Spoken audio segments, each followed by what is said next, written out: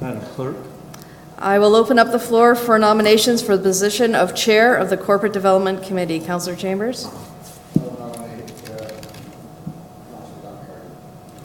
Okay, a second. Councillor Carty, do you accept the nomination? I do. Okay, do I have any other nominations? Councillor Simons? Second. Councillor Gatward, do you accept the nomination? Yes. Are there any further nominations? I move nomination to close. Okay. Yep, just 1 second. Okay, nominations are closed. We will conduct ballots. Our official ballots. Our official paper ballots.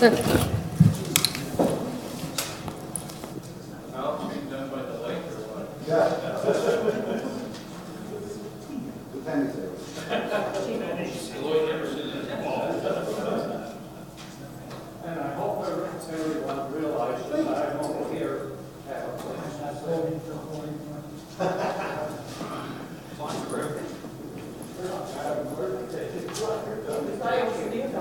Madam Clerk, can I ask a question?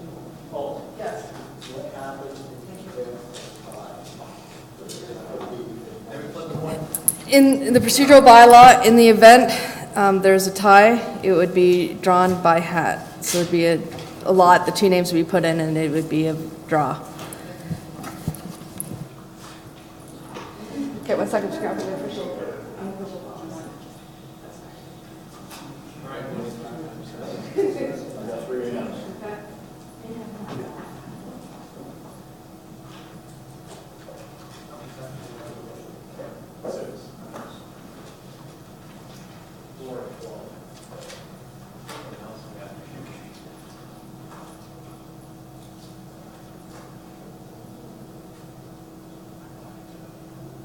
You wish me to sing? Something yours to say.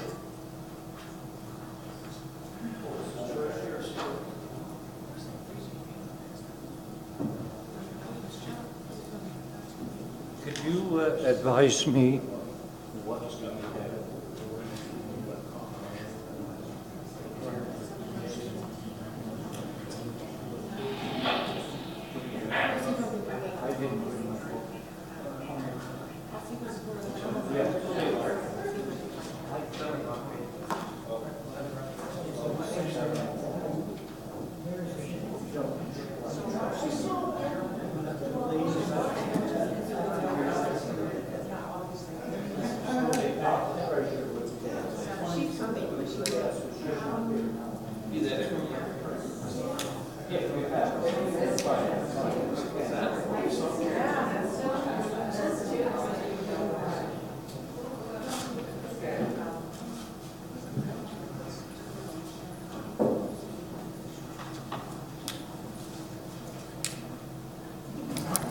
The vote was a tie vote, so we'll take all the ballots out. I'll put one ballot in for Councillor Carty, and one ballot in for Councillor Gatward. And then we will have this, the Mayor Eddie, would you draw the name out of the official hat-like thing?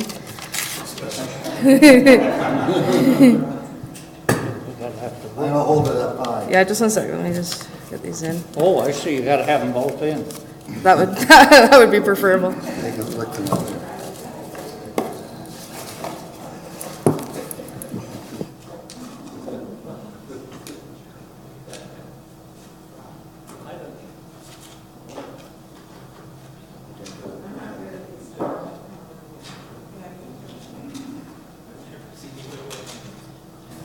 Councillor Carty's name was drawn for the hat, so he will be, that'll be the recommendation to council that Councillor Carty be chair of the Corporate Development Committee.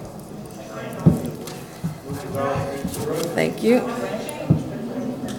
going to throw them in the shredder. Yes, please, thanks. I'm sorry, is there a seconder for the shredding of the ballots? Thanks. Okay. Are there any nominations for the position of vice chair? Councillor, sorry, who? Councillor Garbage. Okay, one second here. Do you accept the nomination, Councillor Gatward? Yes, I do. Are there any other nominations for the position of Vice Chair of Corporate Development Committee?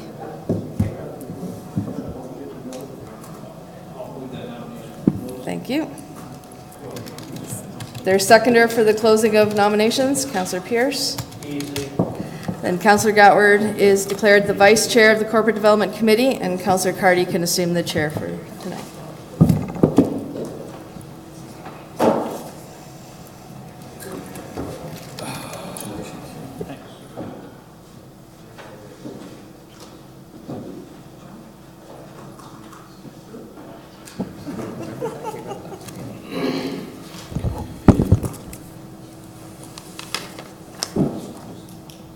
Good evening, ladies and gentlemen, and welcome to the December the 11th Corporate Development Services meeting. Attendance has been taken, the election's been done. Approval of the agenda, please. Noting that there is an addendum. Mayor Reddy? I request the opportunity to report on a letter received from the Director of Intergovernment Policy Branch in reply to our application for a gas line extension, which was received this morning. The second item I have is to request permission for the CBO, who is listed as the last item on our agenda tonight, which may be quite a bit later, to have the opportunity to report to council. And I realize that it is an in-camera item, to report to council on the matter listed following the two delegations that will be reporting to council. This is a request because of the additional hours that he's been involved with working with the situation that he will be reporting on. So that's a request to the council to approve that. I would in fact move that the item, and it's listed as G, 15G, be moved to the item following 5B for councils. So you wish that to be moved up to be 5C, is that correct? Correct. Okay, do we have a seconder to that? Councillor Powell? Yes, it still will be in camera, of course. But All in favor? Is there any other motions or requests? Seeing none, all in favor? Opposed? Carried. Thank you, Your Worship. Delegations. Mr. David Roher and Sherry Kerr, Community Charity Air Show, Wrap Up 2017. Please come to the podium.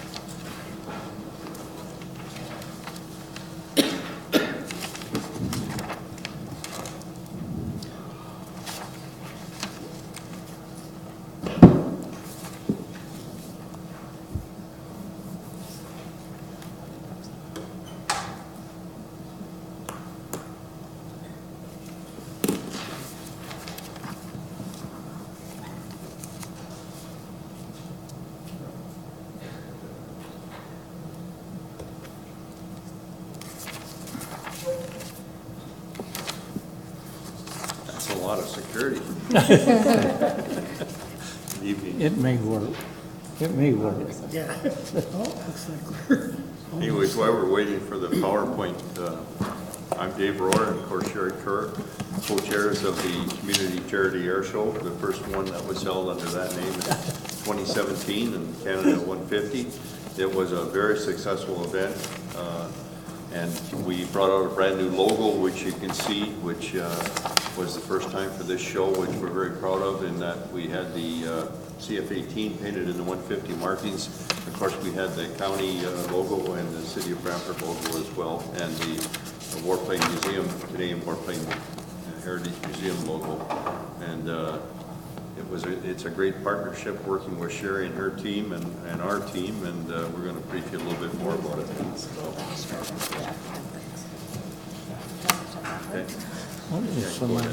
Oh, So this is a picture we took on the Tuesday after, just before the dinner, and I guess we're going to talk about Tuesday dinners, August 28th, I believe, this year coming, 2018. This is one of the shows. Snowbirds are a hard team to get for air shows. They book 2 years in advance and put their schedule out. But one thing that they consistently do is come to this air show. And we didn't even ask this year for 2018. You want me to speak on the microphone? Okay. it would, yes, it would help. Gee, I thought my voice was loud enough. Even your wife can hear you. Yeah, even when she doesn't want to. So basically, this just give you a little bit, the F-18 was a very special paint scheme this year in Canada 150, and very well received, and he did a great job. In fact, that airplane was broken down in Halifax the day before the show, and he came in at 2 o'clock the day of the show, and he did a little extra for us this year for all the community here. Yes. And some of the airplanes, of course, Danny Richer, who is a local, flew 2 of his airplanes. We had a lot of community involvement. Health Beam from Fort Erie, these are 2 T-28s, which are U.S. Navy trainers, and they're very good airplane. Of course, we had the group out of Brampton, the Great War Flying Museum, which is all World War I replica airplanes to the actual size. Some of the engines are a little different. We had the Waterloo Warbirds out of Waterloo Kitchener, and this is the Mako Shark T-33, which was a jet trainer for the Royal Canadian Air Force for many years. Flying Tiger. And of course, we want to say thank you very much for your grant, which was quite helpful. At the end of the show, we had about over 13,000 people attend. We did have some issues with parking that we're working on diligently, and but those are the kind of issues that we want to have, is because it was a well-attended. What this show is that many people don't realize is, being the Wednesday before Labor Day, and of course with the CNE and the Canadian International Air Show, many teams and many performers come into the area for that show, and we have always been able this community and the City of Brantford has been able to piggyback on that and be able to get performers to come to this show for a lot less than they might otherwise charge if they weren't already getting their freight paid in a big way by the Toronto show. And this is the only show in Canada that happens on a Wednesday. It's the only show in Canada that there's free admission, and it's for the community, and the proceeds in large part go to help the Boys and Girls Clubs in Lansdowne House and children in need. So we're pretty proud of our effort this year, and it's a great team. Sherry and her team and the Warplane and our team got together. We started working in January last year, and we're starting our first meetings again next month. And you can see the numbers. Basically, the Warplane Heritage Museum was able to present a check to Rotary for $21,000 this year, which was half of the net profits. So, Beautiful. Sherry, you probably want to say a few things.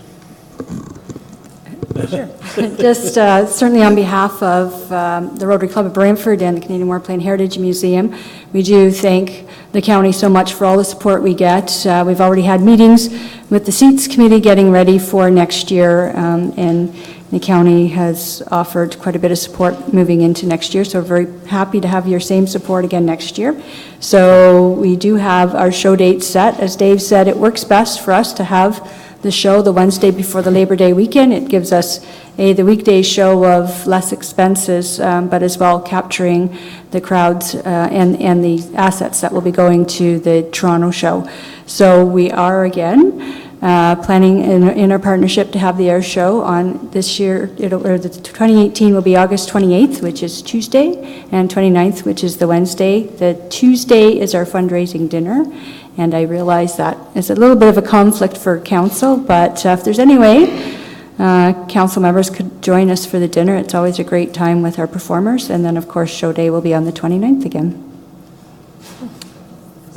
I'd just like to say that we have applied for a grant again, and we hope that you will be charitable to us. We named the show the Community Charity Air Show because we wanted it to be a community charity show where a lot of the proceeds go back into your community and the city of Brantford.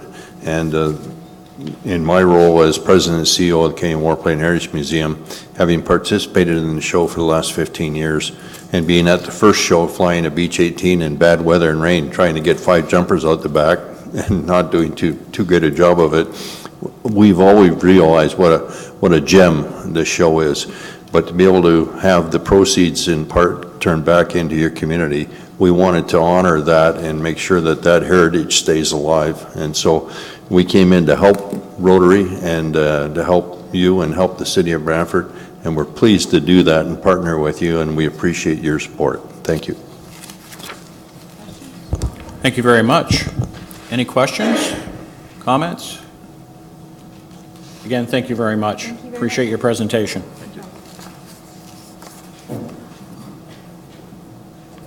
Moving along, we'll have Mr. Tim Phillip, Brant Historical Society.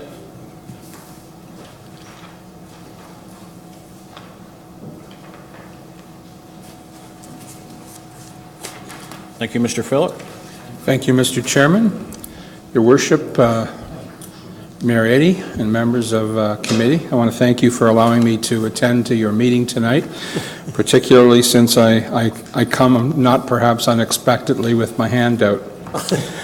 I'd like to tell you a little bit of, give you a little bit of history about the Brant County Museum. I'm not going to go back into the dim, distant past to talk about the history of the Brant County Museum.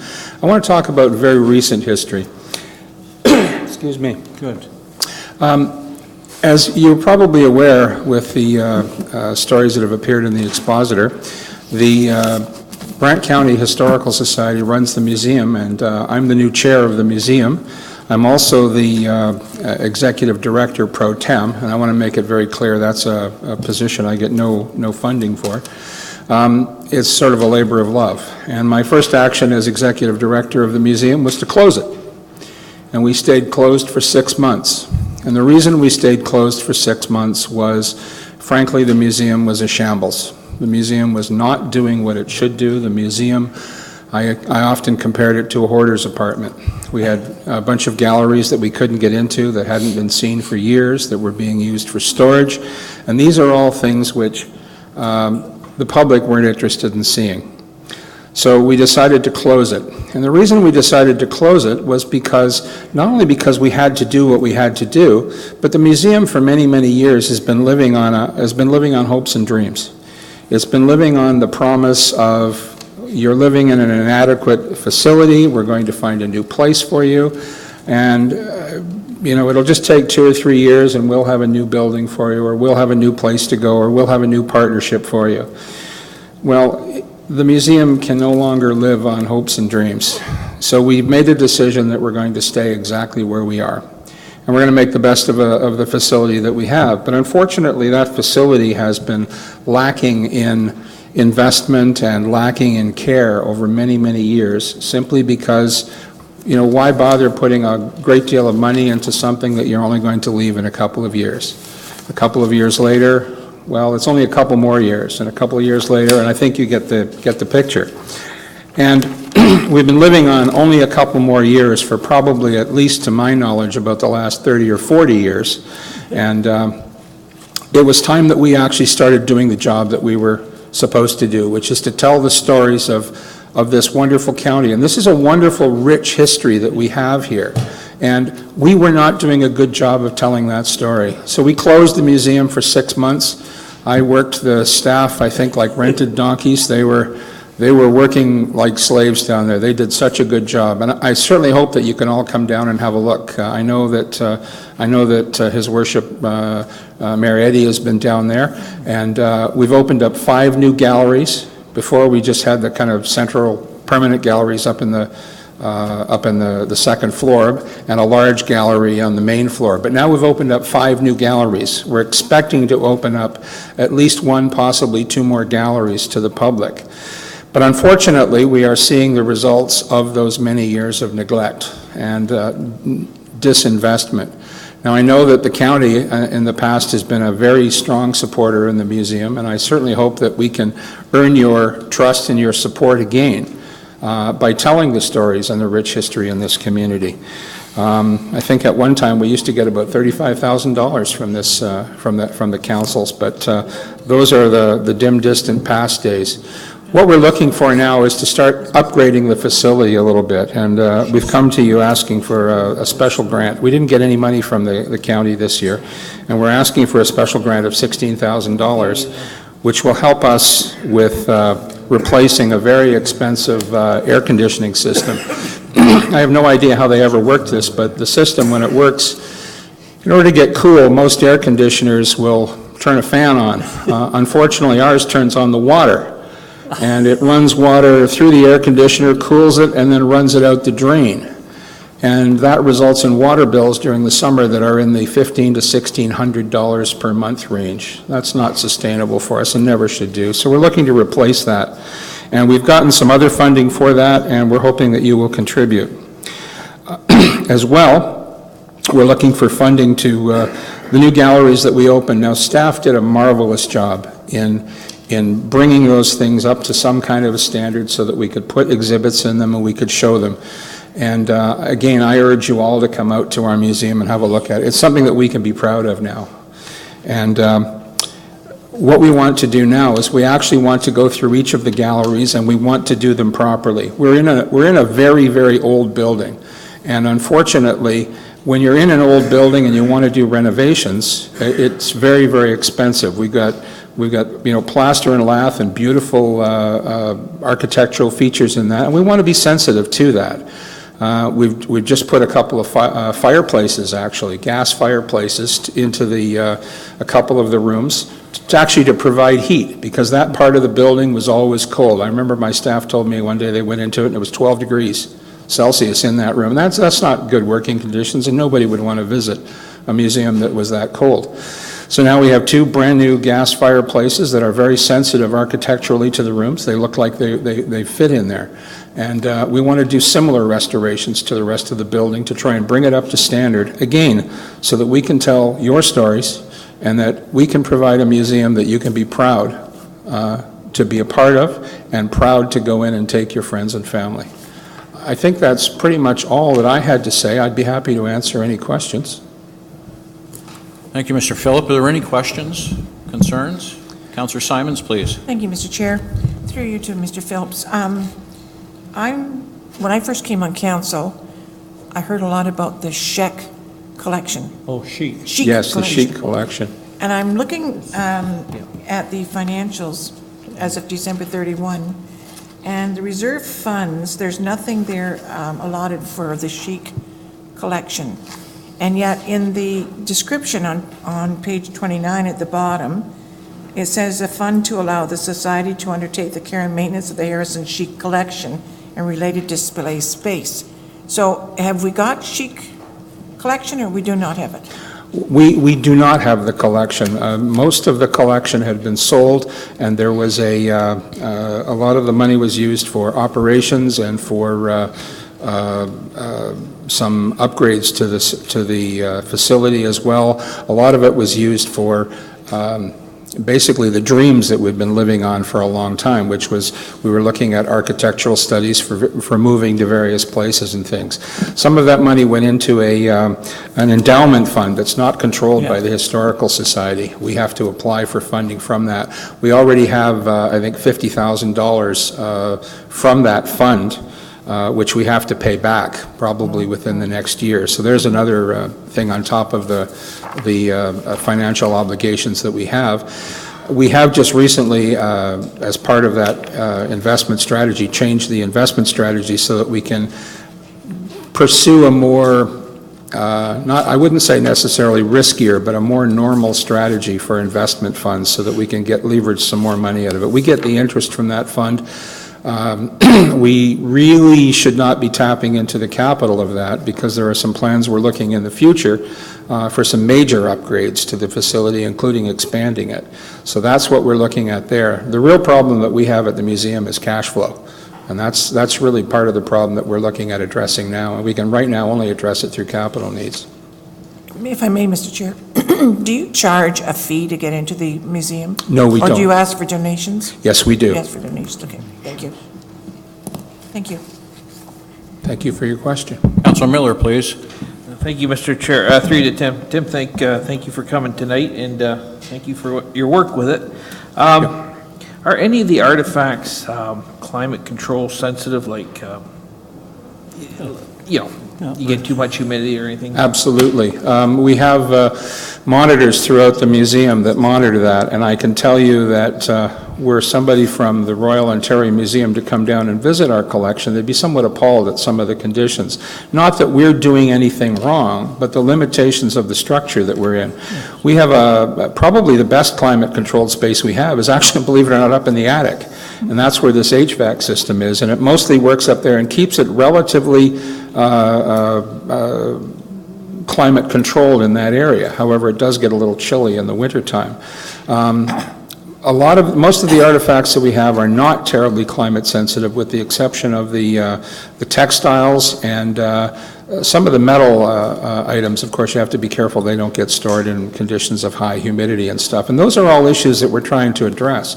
Like, this is not the end of the shopping list. I mean, I'm looking at a bill for $55,000 to improve the electrical. We're in a building right now that has knob and tube wiring in it. It's going to have to be rewired to the standards of a modern museum, not the standards of a modern home, the standards of a modern commercial museum.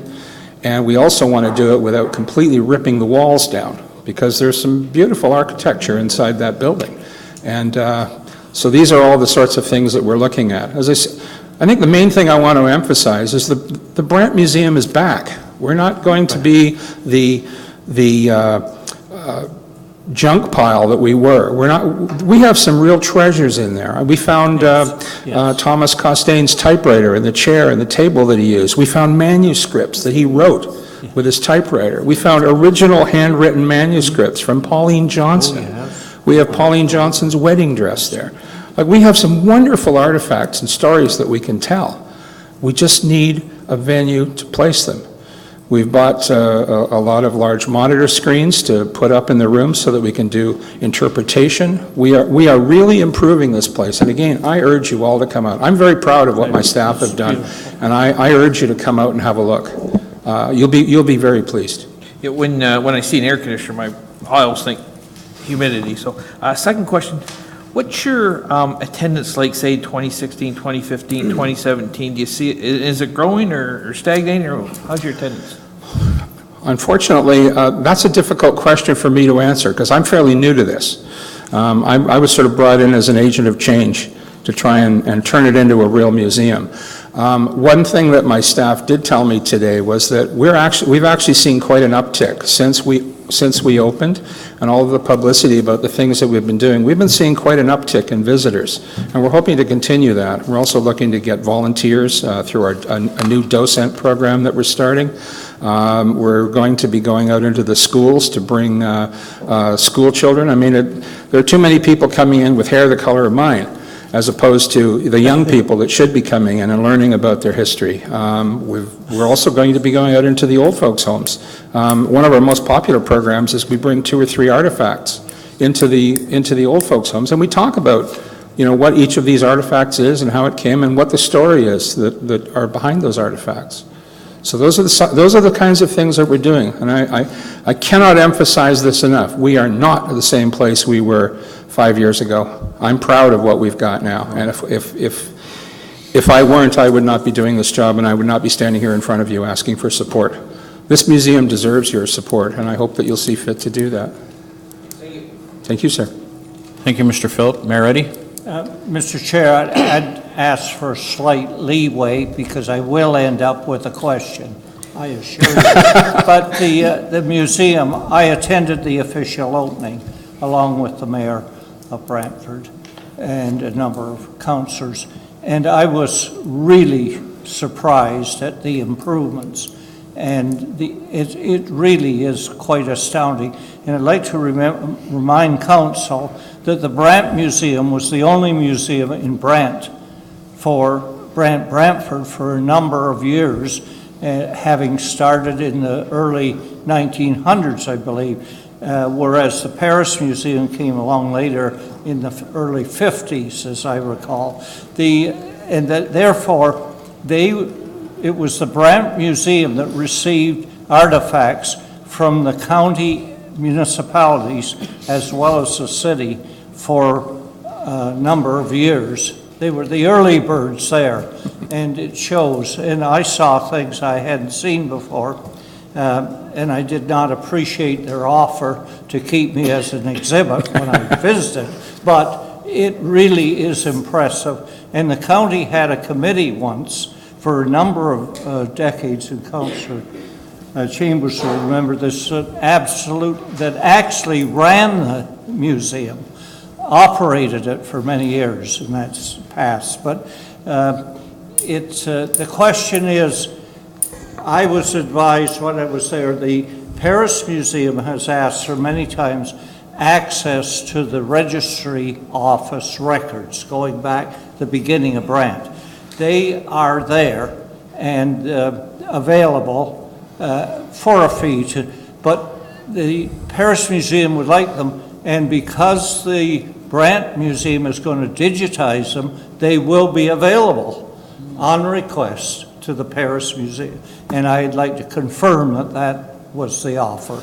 Yes, one of the things that I think is important to the future of any museum. I mean, the old model of people coming to the museum and paying to come into the museum, that may work in ROM, but it's certainly not going to work in a small museum.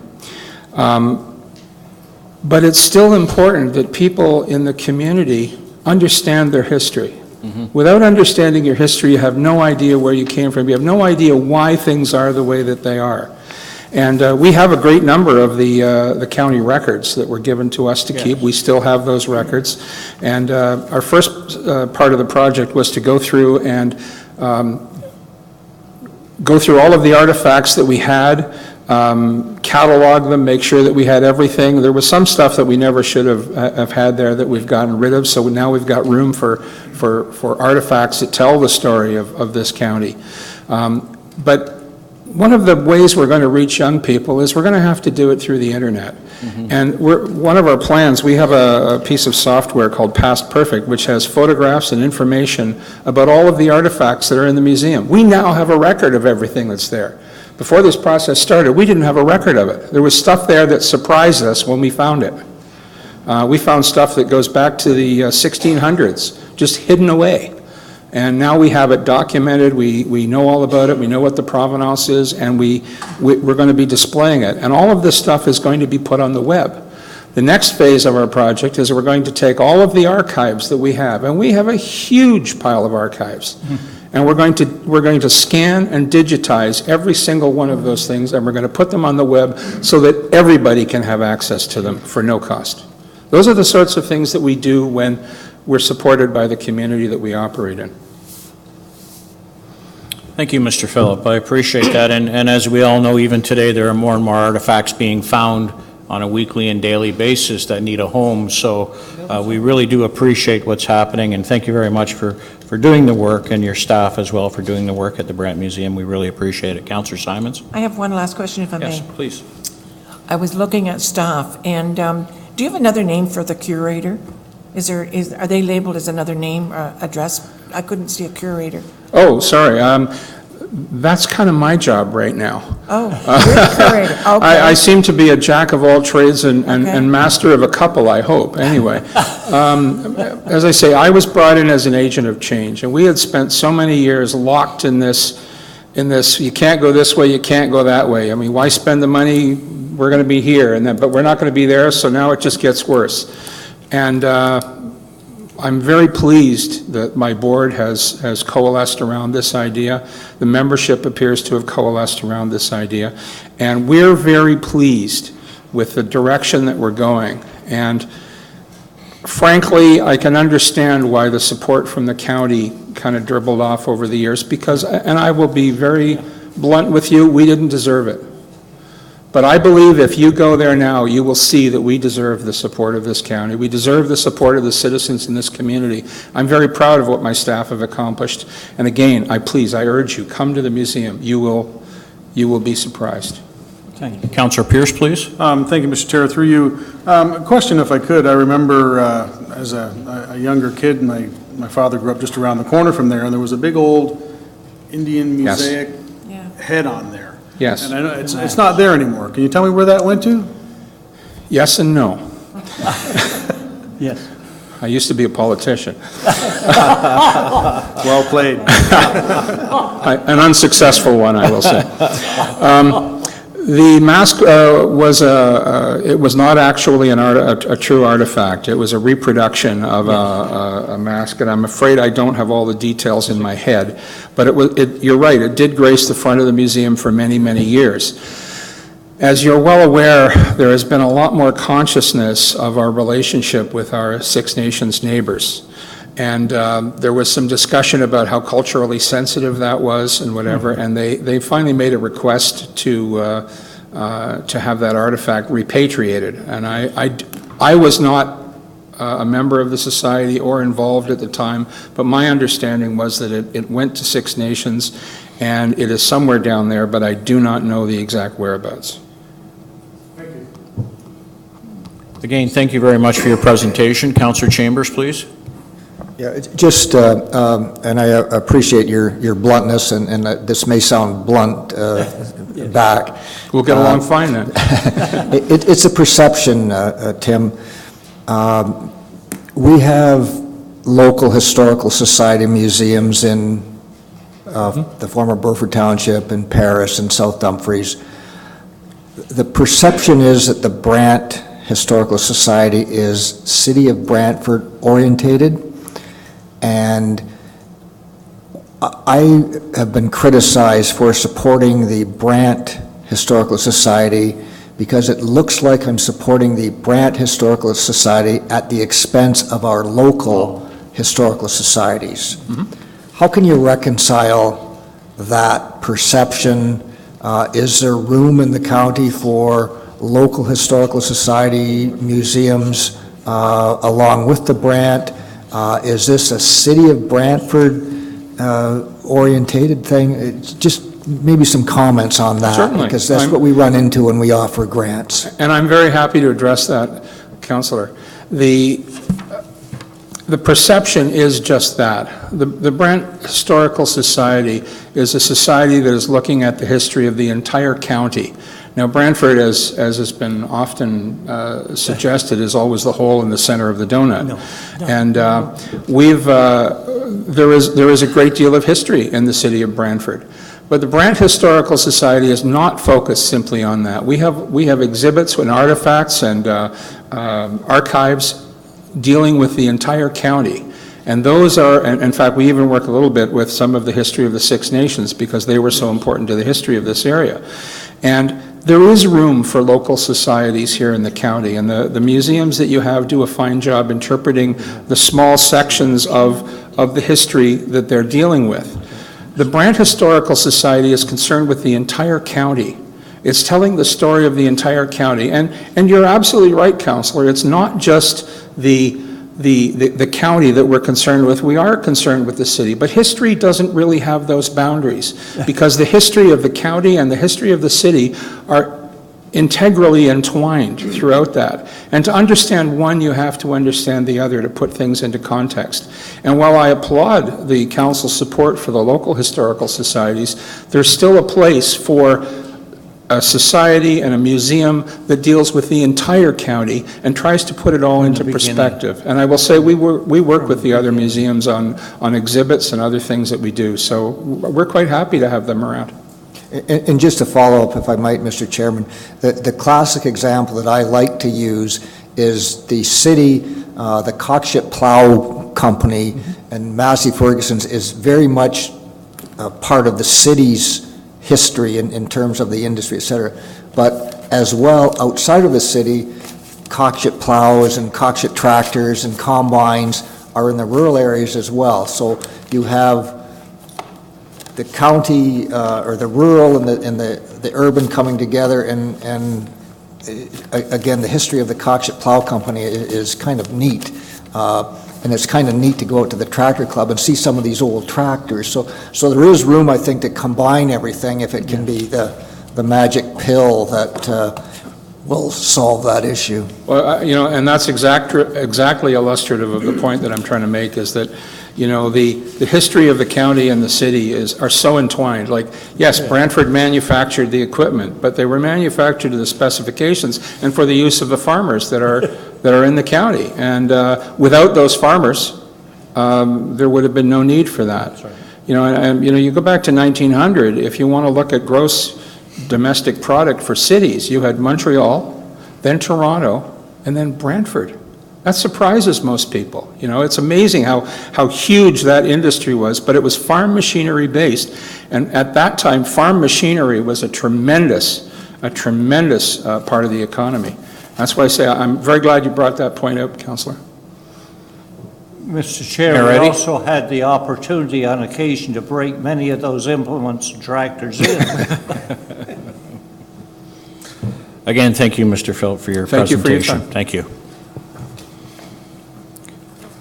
As requested, we've moved 15G up to become, we want to We should go, probably deal with the delegations. Okay. And go on to in-cameras.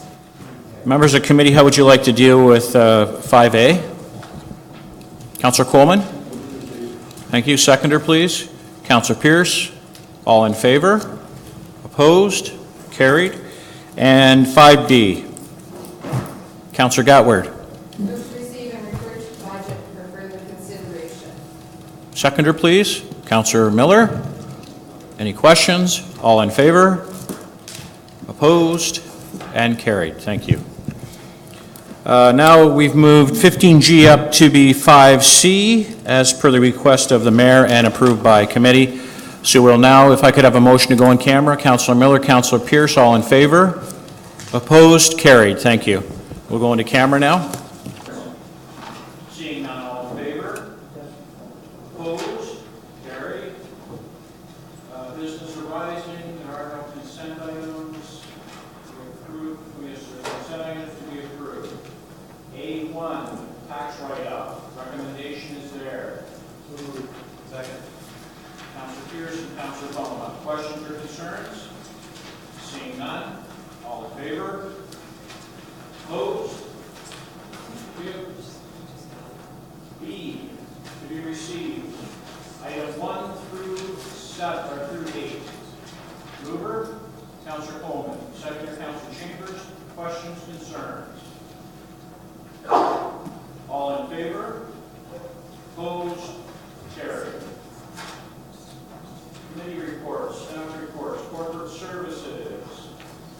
A1, CD 1711-1, Fidelity Authority. Assessment review of board cancellation, reduction of refund of property taxes to the sickness and extreme property. There is a recommendation. Next, Councilor Bowman. Questions? There will be a charge, of course. Yeah, will there be a charge? For it.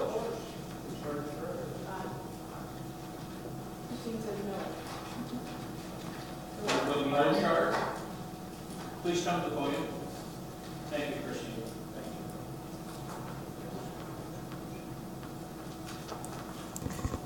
you. Okay. There will be no charge to the County of Brant. There is a fee for anybody making an application to the Assessment Review Board. Because it's extreme poverty and sickness, there is no fee for this charge. Thank you. Councilor Miller. Thank you, Mr. Chair. Through to Christine. Oh, just to be clear, then the Assessment Review Board, that's run by MPAC, is that correct? Who, I don't know. No, the Assessment Review Board is a tribunal that is appointed by the province, and they make any decisions regarding assessments, and they're over MPAC. They have no control over MPAC, and MPAC has no control over them. Oh, Okay, I did not know that. Any other questions? All in favor? Opposed? Carried.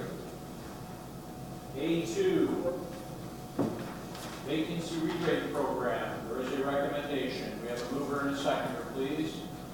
Councilor Beaumont? Councilor Chambers? Anyone like to speak to this? Councilor Miller, then Mayor Eddy, and then Councilor Gallagher, please. This vacancy rebate, I did ask our general manager at one time, I didn't think it was an issue, that we had very, very few that were on this list, and I'm just wondering why it's come forward. That is your question, Councilor Miller? That was your question. Why has it come forward? Christine, please.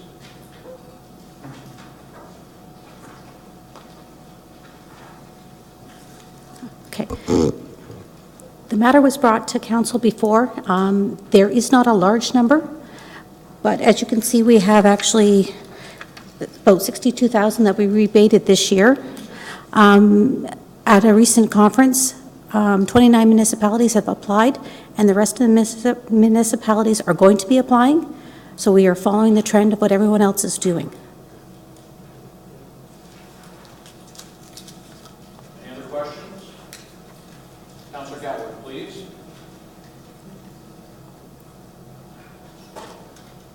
Thank you, Mr. Chairman.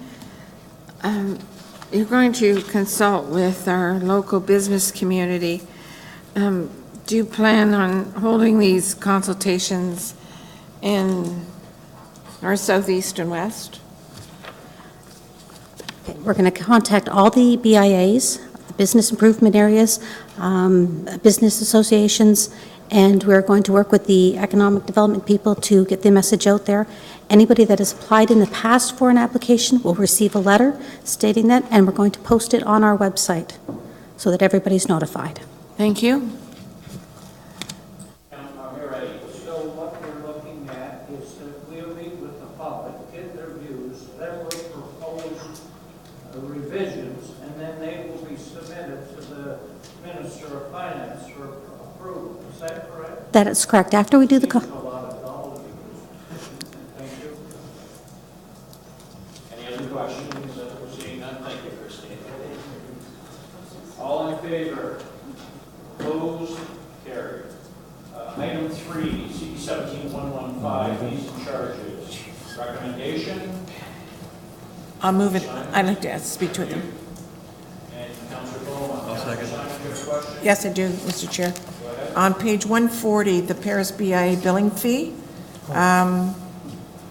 applicable taxes exempt 2017 amount, 5% of collected fees. What does that mean? And it's also for 18? What does that mean? Could I have an explanation, please?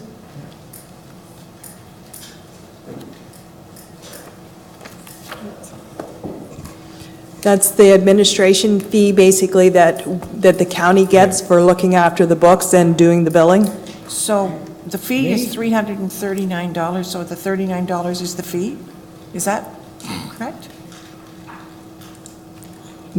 No, it's... I was informed today that the fee was $339, and I always knew it as $300 the levy. So could you explain it to me, please? Yeah, it would just be the 5% within the actual levy that goes to, that stays with the county. Within the $300? Yes. So what's the $39?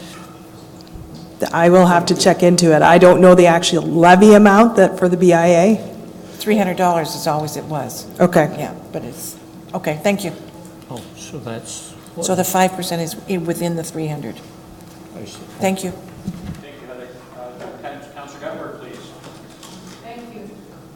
Mr. Chairman, on page 139, when we have to send someone out, the weed inspector must be the $65 minimum fee for weed control fees, and then it says plus actual cutting fee. Does the county use somebody to do that, or does Public Works do that? I don't know whether Michael or Rob. Michael, you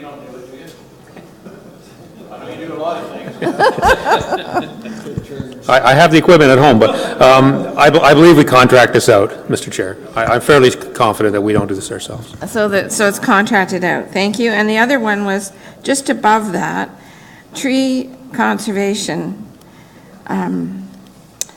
We have a tree committee, and at the tree committee, we spoke about adding a penalty for violators who know that they have to apply, like a developer before he cuts trees, and doesn't apply. Or people that have been told and they know they have to apply and they don't. And I thought that was going to be added, but I don't see it here.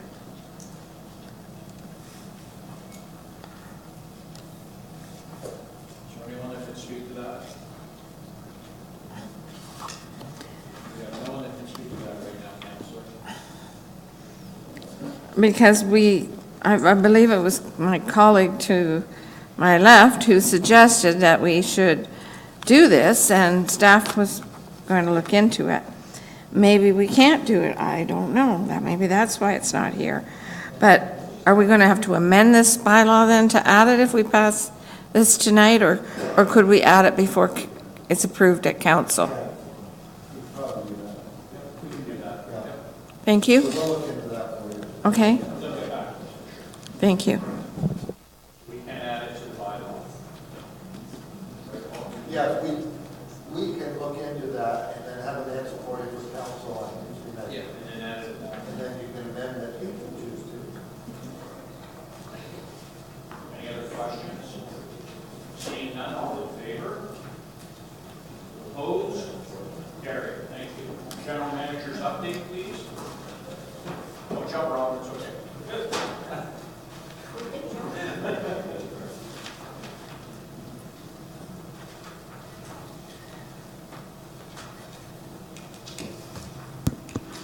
Through you, Mr. Chair. Just to let you know, the insurance RFP is closing on Thursday, so we will be opening the bids shortly after.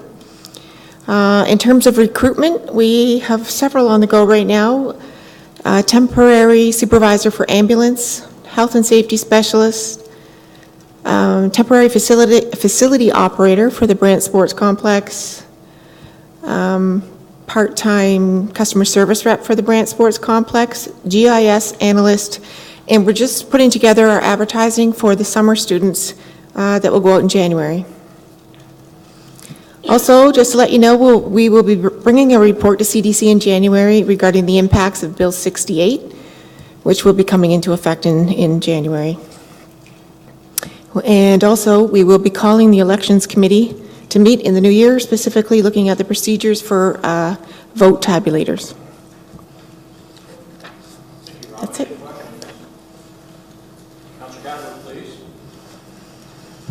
Thank you, Mr. Chairman. Through you to the General Manager, when will the Detachment Committee get to view the proposed detachment plans? Through you, Mr. Chair. As soon as we have the finalized, all the finalized documents, we will call the committee. I doubt that it will happen before Christmas. We have another meeting next week with the architect, and we're just, the inside is pretty much designed. We're just finalizing the outside of the building. So once that's done, we'll be calling the meeting in the new year. It is taking longer than we had hoped, but things like this do. Just a lot of consultation with people like the MTO and that had to take place. Any other questions? Thank you, Robert, for your presentation. Moving ahead, operations, General Manager's update, please, Mr. Bradley.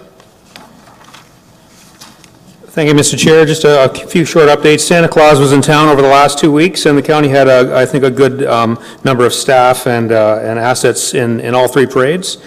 It was the first anniversary just coming in the next couple of days of our installation of traffic counters at the Brant Sports Complex. And so as of today, 254,556 people have gone in and out of the Brant Sports Complex, which is just an astounding number. So we'll be looking at installing those on the other facilities as well, but we want to get a full year under our belt with the ones at the BSC. So. Brant Municipal Enterprises, its final board meeting of the year is this coming Thursday, and staff and the board are closely monitoring the continued progress of the SWIFT program, which the county has an interest, as well as the evolving rules around net metering for solar projects. So that'll be all topics of discussion for the board this week. And finally, the transit feasibility study is now complete, and IBI will be here at this meeting, the Corporate Development Committee, in January to present that feasibility study. So that's my report, Mr. Chair. Any questions for the presenter? Councilor Chambers, please. Thank you, Mr. Chairman. I'm intrigued by the counters at the Brant Sports Complex. I guess my question would be, is the number of people going in equal to the number coming out? I believe it is, Mr. Chair. So that's basically traffic flowing in and out. And so I think even if we discount that number by 20 with people that might go in and out of their car, it's still a very large number. So. Actually, they hired the staff and they just do circles around the gates all day long. Councilor Willard. Sorry, what was that number for the Brant Sports? 254,556 as of today. So. $250,000, that's pretty good. I just want to point out, because you did mention Santa Claus, and the accessibility coordinator helped set up the special Santa for kids with developmental disabilities and all that. And it was, we had an accessibility meeting today, and there were some really good reviews. Like, people were sending in some really special letters. So we're going to keep trying to do that too. So yeah, it was quite interesting to read that. Councilor Gabbard, please. Yeah, just one quick question about the number that General Manager Bradley gave us. Is that since it's opening, or is that for last year? So we installed the door counters about a year ago. In fact, it was December 13th, 2016. And so they've been on the doors, or the foot traffic counter on the doors for a year right now. So that's over 1 year. Thank you. Councilor Simon, please. Thank you. Mr. Brandt, do you do that in all the No, Mr. Chair, no, we put these, it's new technology, we put it on the BSC last year as a trial. It's been quite successful, so we are going to look at purchasing them for the other three facilities. So. Thank you, Michael. Development Services, General Manager's update, please. Mr. Pomponi? If I can build off a concern of Councillor Chambers, I'm asking Michael Bradley to look at those traffic count numbers because I've had staff go there for training and I haven't seen them since. So we've had more going in than coming out. So a couple of things since PAC. Arlington Meadows, to give you an update on, our staff are working on getting a connection to King Edward. We're hoping to get this done this year. The last thing that we were waiting for was a permanent water main connection. That's been okayed. There's going to have to be some patching of the base coat asphalt, but we're hoping to get that done ASAP so we can have a proper connection out there. The one thing we were waiting for was hydropole relocation. It was a bit stagnant a while ago. Development engineering staff intervened and got it moved up pretty quickly. And Energy Plus was out there, I believe, and moved it, so I think we're okay there. And just to give an update on the Lozani homes, we've issued 12 model home permits for the Lozani portion of the Mile Hill developments, and I believe there's another 6 to come that we're waiting on, but we're getting ready to issue those as well fairly soon. So, and that's all I have. And no hookups, right? No hookups. Councilor Gabbard and Councilor Pierce. Thank you. Are Lozani going to start building those model homes this winter? Yeah, I believe so. I think they're actually going in and doing some construction of some asphalt out there, which doesn't have approval, but they've been warned. Thank you. Councilor Pierce. Thank you, Mr. Chair, through you, if I could. You made me think of it when you were talking about the base coat asphalt. The work out at Fox Hill, did that ever get the second coat on that? No. Okay, but it's got, okay. We didn't think that it would with the temperature and stuff, but I just wanted to, at least it's got the first coat. We had an unusual peak in temperature. Yeah. It came kind of sudden, that wasn't predicted. We were hoping to get in there, but it wasn't, we weren't able to schedule crews. Yep, no, but, all good. Thank you, Mark. Appreciate it. Economic Development Strategic Investment, General Manager's update, please.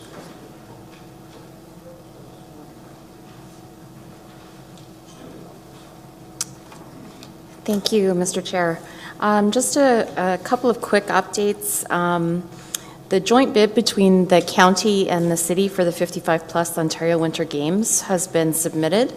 The selection committee will be visiting the area throughout December and January, and the host city will be announced in February, so I will keep you posted on that.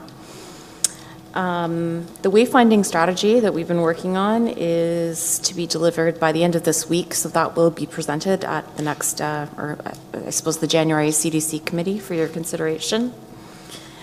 The staff of Economic Development and Tourism has successfully moved into the Wincy Mills. All our furniture has not arrived yet, but we are going ahead with an open house on Thursday anyway, so we hope you will come by, of course, anytime, but hope you will join us on Thursday to sort of christen the new space there. I also wanted to give you a little bit of an update. Last time I updated the committee, I let you know that we had won a platinum award from Marcom. The actual physical award has now arrived, so I wanted to present it to the committee, and thank you all for your support. Thank you. I will pass this. There you go. The best film in the documentary section. That's right. And Any questions? I have a bare mantle. Do you? Perfect. Perfect.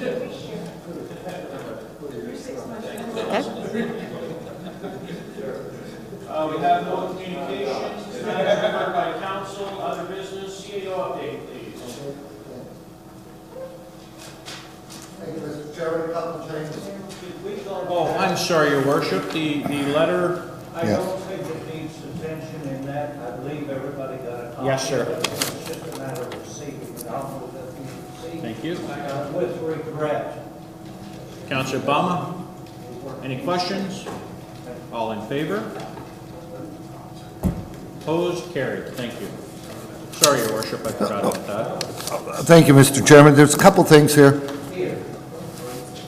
The shared service report that went forward recommended we look at a few other things, animal control or something else, and libraries. And we have a meeting set up, the CAO from the city of Brantford and myself with the two CEOs from the library system. So we'll report back to you how that's all going. Ambulance. You've probably been reading in the paper, and some of you may have watched the cable cast when Brantford City Council was dealing with it the other night. I think it was prior to one of our meetings, but I was home and I just caught it at the 6 o'clock time. And then I got a report from the staff. They got a rough going over down there, and the city has deferred any consideration to their upcoming budget meeting, but I have a sense that it might not get approved there. And I had the sense, I'm just laying this out to you, that it might get approved at our council. So you see where that puts us. I mean, we do, by legislation, have the authority to impose this, but we have a lot of good relationships going on, a lot of very positive things in many areas. Anyway, I haven't had a chance to speak to the mayor about this, but he may have a solution for this. I was thinking that maybe the two mayors and the two CAOs should at least meet prior to this so we don't get into that kind of a situation.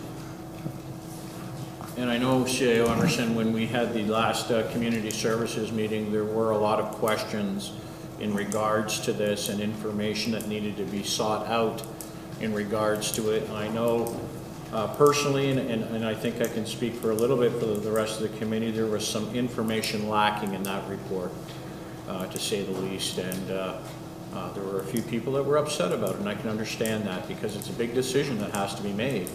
And that's all I can say, CAO Emerson, but it was a big concern. Sure.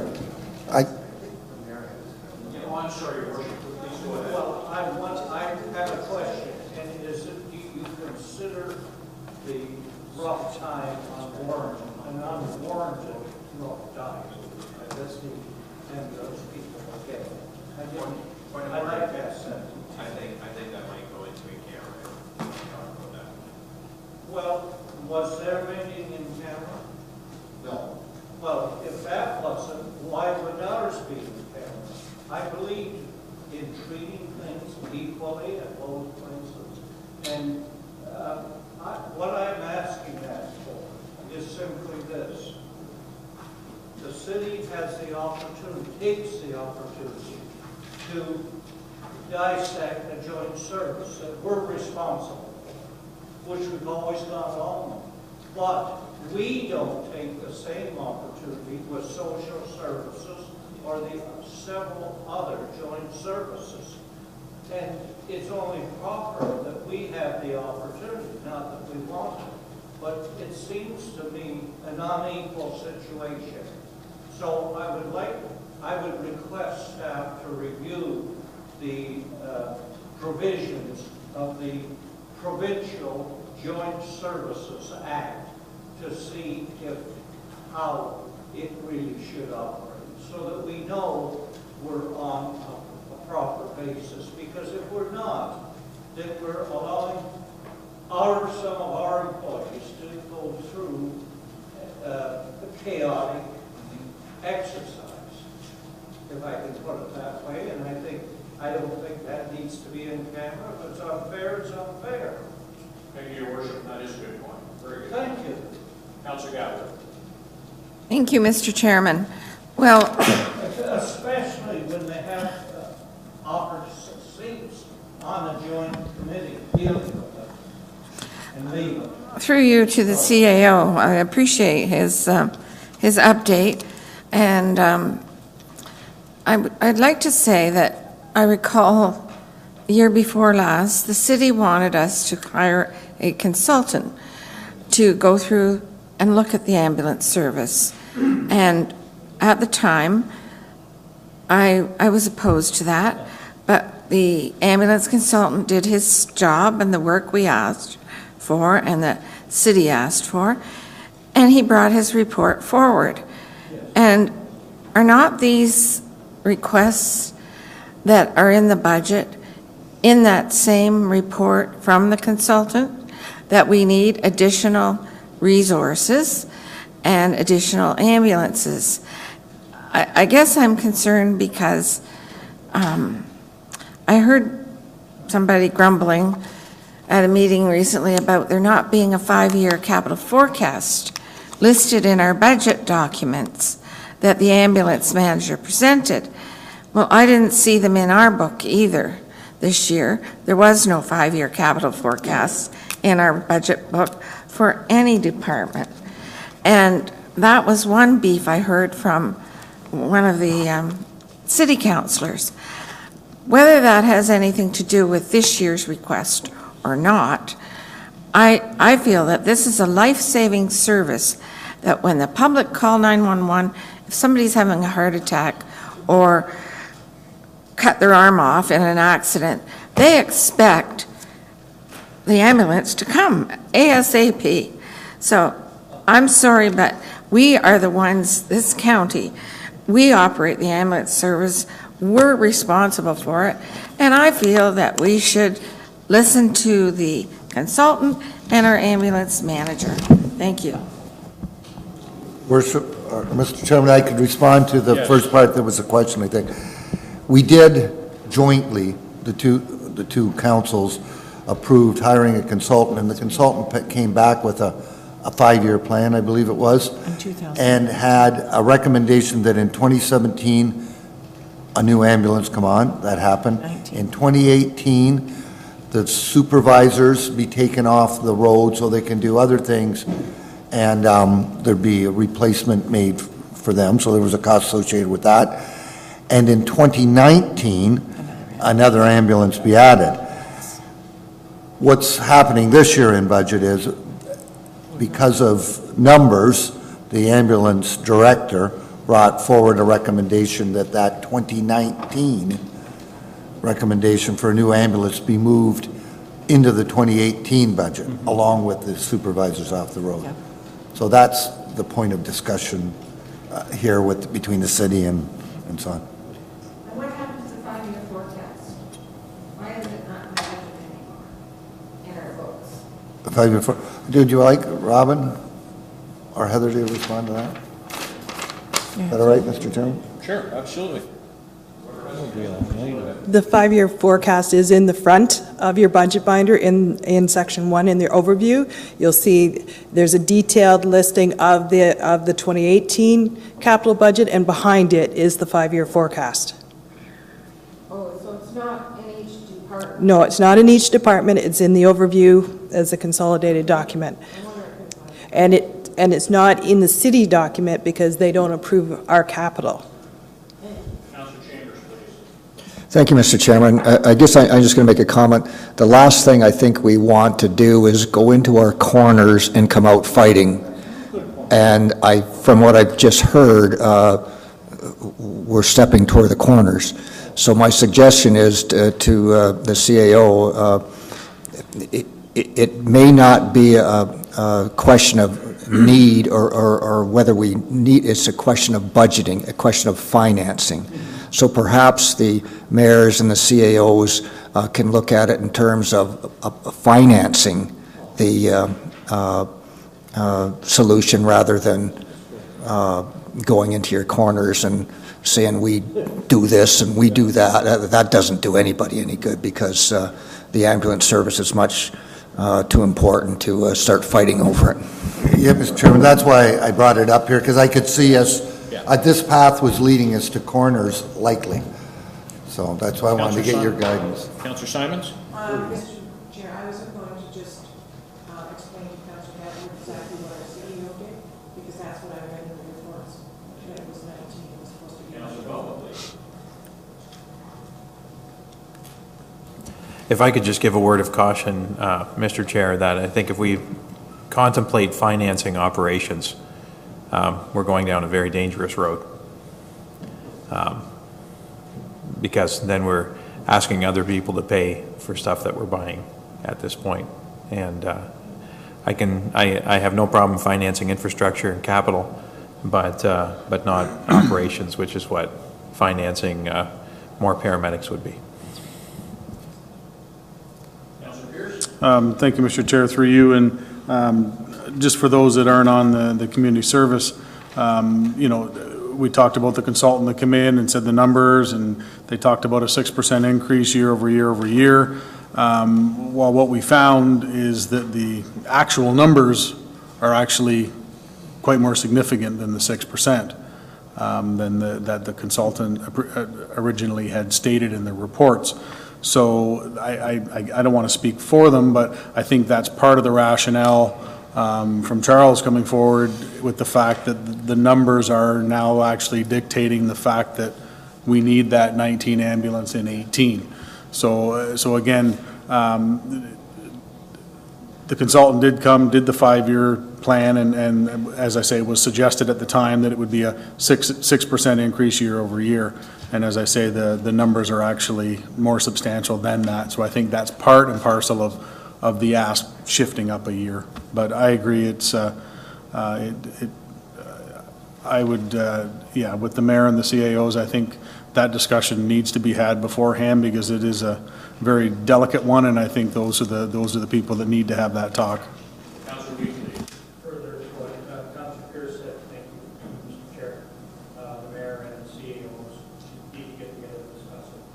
Personally, I'm supporting another ambulance. I hear a different conversation while it's the fall at the hospital drop. That's pointing the finger. Pointing the finger does no good. I can talk to my counselor, my constituents, and say, say, we increased our fleet. So if you happen to be down in a heat and need an ambulance, we might have one available. We might not have to turn to Oxford or Waterloo or Hamilton. We might have them. I'm not saying if I put in another ambulance on the road, waiting for more personnel, that's going to guarantee that we'll never be short, because we will be. But it might reduce the numbers of shortages. And it just might, you'll never know. But that last ambulance just might save somebody. And you're right, you have a large motor vehicle accident. You've got 3, maybe 4 of them there, which is half your fleet. So what else is happening? They're sitting there to wait for the firemen to do their job, to actually pay. So they're tied up for a while right at that scene. So when that happens on 403 or 24, Branson Road or wherever, you could have 3 or 4 ambulances sitting there. That was the one that... Sitting at the scene. Or if you've got a major structure fire, there's an ambulance on scene there until that fire is totally under control. Councilor, just to elaborate a little bit on what you're saying there, it's not our responsibility here, it's the Minister of Health's responsibility, I was told, to make sure that the emergency is fixed at Record General. And that's why Bonnie Adams was brought in to correct that facility, and she's doing it. I was in there again today, and I just happened to see her passing in the hallway, and there has already been significant changes made in that hospital, and there's more to come. So I have to tell you, she's doing the job that she's been hired to do, and she's doing it very well from my point of view anyways. Councillor Simon. Thank you, Mr. Chair. That was my question. I know it could be called out of order, but it is part and parcel with the hospital, and we are partnering with the hospital. We need to know if there's going to be beds available for these additional people, because that's the big holdup. And that's why they're opening up in January, to leave the beds at the Willow Hospital. So may I ask, well, are they taking pretty long-term care in there, or are they going to put few patients? Say that again. Are they putting long-term care, or are they putting few patients? Well, I don't know if I can answer that. Thank you, Mr. Chairman. I was going to actually, this is going to be my third point, so it leads in nicely. Had a meeting the other morning with Glenn Bartlett, I believe his name is, and he's the interim CEO. And the mayor and I have met with him and Bonnie several times. And he indicated that rentals are underway for 32 beds at the Willett. As a matter of fact, Michael and I went through there just at 5 o'clock tonight and had a look at them. So they are, we snuck in. Don't say anything, although. No, I won't. Occupancy is set for January 8th, and it's for the flu season for 4 to 5 months. However, we have a sense, and I had a sense, that that could be easily for longer, because there's a fair amount of money being expended into there.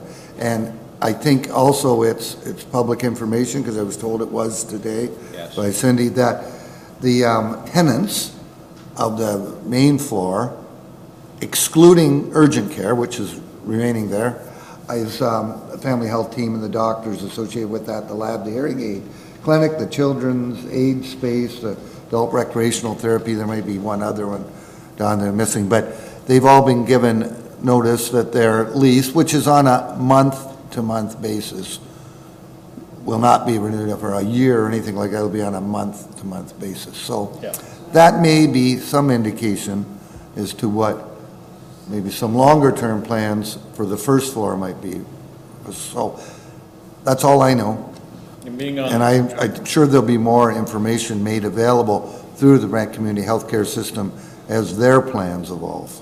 But Mayor Eddy? Mr. Chair, we've been informed that they're chronic care beds. They're chronic care beds only, which will relieve the hospital of some chronic care patients that are filling beds that should be used by active I met on patients. But they're chronic care beds only. That's what they're stating. And I met 9 o'clock Friday morning with our MPP, the Speaker of the House, and we got on to that topic of the hub and all this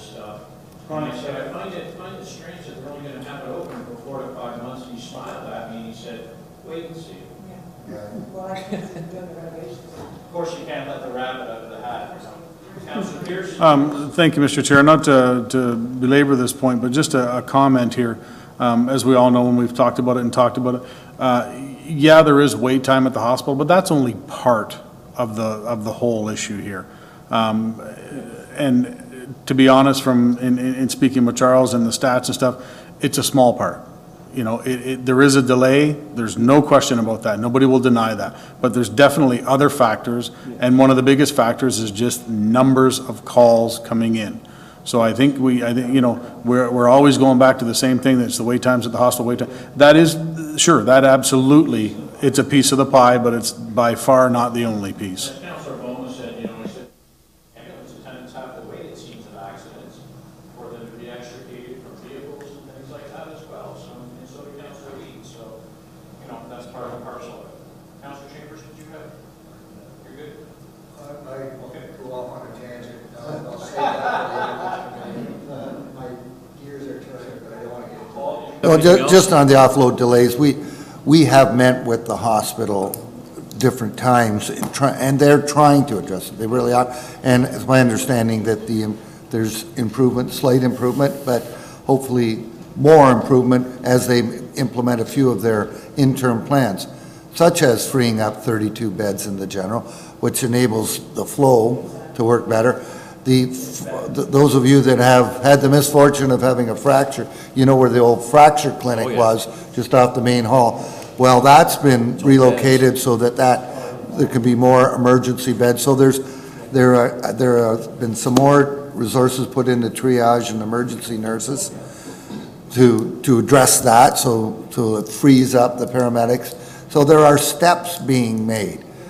And you can't take out walls in an emergency area when there's people coming in the emergency. So that's why they're trying to reallocate in different areas on one main floor outside of the actual emergency area. Councilor Chambers? I wasn't going to say this, but it's a good time to say this, because I think staff can craft a resolution to address this issue. That when a patient is picked up over here and taken to the hospital and dealt with at the hospital, there isn't a stop and a start in the care when the ambulance stops and the hospital starts. What's happening is, and I've had the unfortunate occasion twice now to be sitting in there watching ambulance guys come in. They don't come in and drop the patient off and then go sit in their book.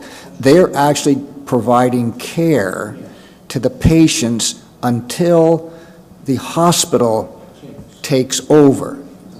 So that time frame that the paramedics are giving care at the hospital, in my mind, should be paid for through the health system, because they are providing care at the hospital. And if the health system was paying for that care provided by the paramedics, that offset could be used for buying new ambulances. So there's a funding, the province is kind of using our funds to provide care over that time frame. And you really have to sit in that emergency room and watch the paramedics. And I made this comment at the ambulance committee meeting, as you recall. I am really impressed with the ambulance attendants dealing with the patients sitting in the hospital, because they don't leave. They stay there with the patient. They don't sit in a corner waiting for the clearance to leave. They're providing care, and that's health care that the province should be paying for. That's what was going through my mind. That's called offload. And that's where and I'm sure Will can tell you, and Councilor Weed, that's called offload, and that's why they have to stay there, is because they haven't gone through triage yet. There's no place for them to go to the hospital. So they have to hang on to them until they're released to the hospital. Councilor Simon? And they have to be released to go. And that's the only way that the paramedics will leave the hospital. So the theory is, don't try and get the paramedics out of there, because allow them to be there, but provide funding for that to be part of the system, rather than not part of the system. That's where I think we're making the mistake.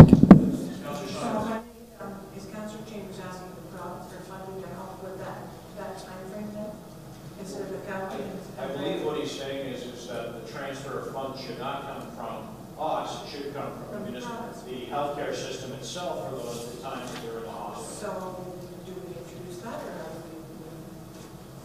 we? I believe Councilor Chambers has asked staff to put a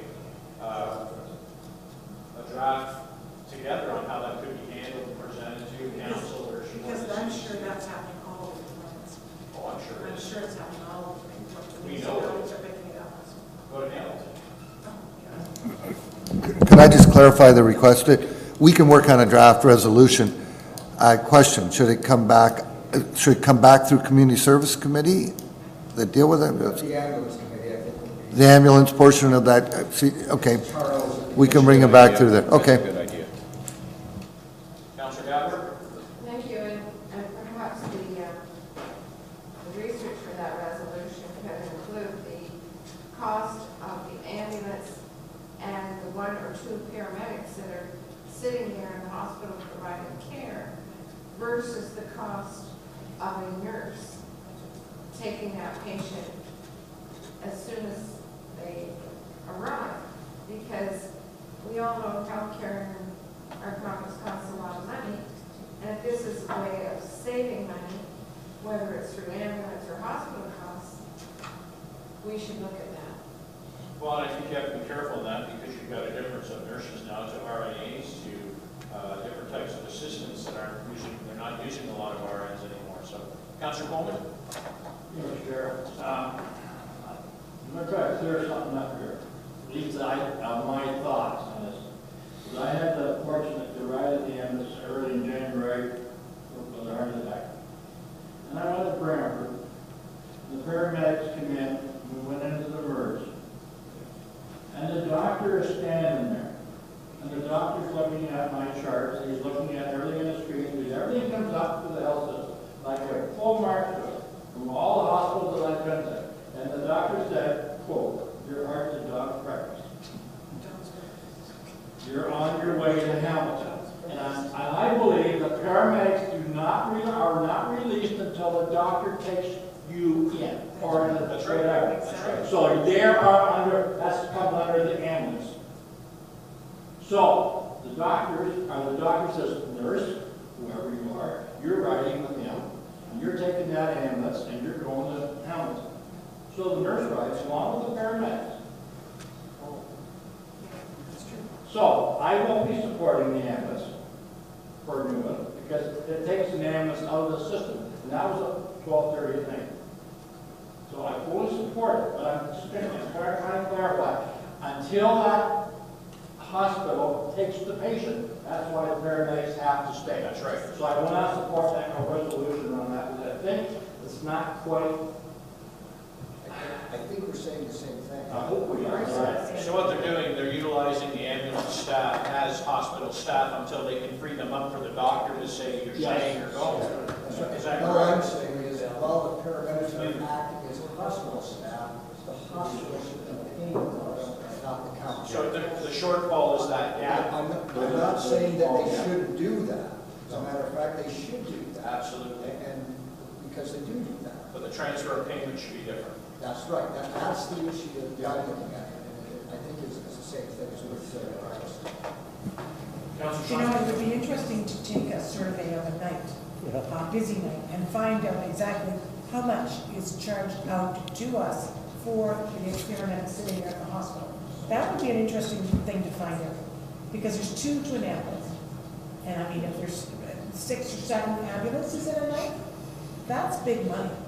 Councilor Bowman, did you have an idea on that? If you do, please go ahead. If I may. Sure.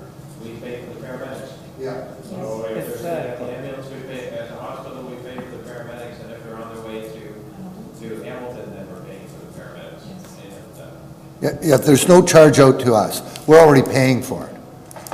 But what I think the resolution is saying it should be profits paying for them when they're at the hospital. That's exactly right. And that's why I would like to know. Well, that information's all available. Those statistics, actually, one thing I've learned about the ambulance system is, it's one thing of all the services we provide, that there's pretty hard stats on. The system out of Hamilton, the CAC system, monitors everything about that ambulance. When it arrives at the hospital, to the minute they are checked off by the hospital, they have to radio in, and this is all recorded on computer, so you can get all those stats. Oh, yeah. Yeah, You can take a week period, 2-day period, Yeah. whatever you want. they're all available. Councillor Powell, please. I wonder if the province, when they pay half the cost, if the province considers everything that's being done by the ambulance paramedic, that's under your 50%. Unless they've given a lot of details as to who covers what, they may be looking as a blanket statement, here's your 50%, you people take it from there. I don't know how they can answer that. I don't know. It's a good point, though. They're going to say, hey, we're already paying 50%. Yeah. Oh, do you have any more? No, that's it. Any more questions regarding that? It's a good conversation, very good conversation. Seeing none? Could we please, well, I'm sorry. Mr. Chair, it's not this, it's one other item. Yes, And please. unfortunately, I have to request tolerance for a single item in 10A3. Starting on page 14, we've got the community halls listed and the community centers listed. But when we come to page 116, we've got listed St. Anthony Daniels. Now, we bought that school, we changed the name, it is not St. Anthony Daniels at all. And I'd like the name corrected to the correct. Scotland Community Center. Community Center. Let me make sure that's changed. It was changed. It'll be changed for council meeting, sir. Thank you. I appreciate your tolerance. No problem. We have a motion on camera, please. Council Pierce, Council Chambers. All in favor? Carried. Thank you. 2 minutes. Well, this will get you, Joe. Oh, later on.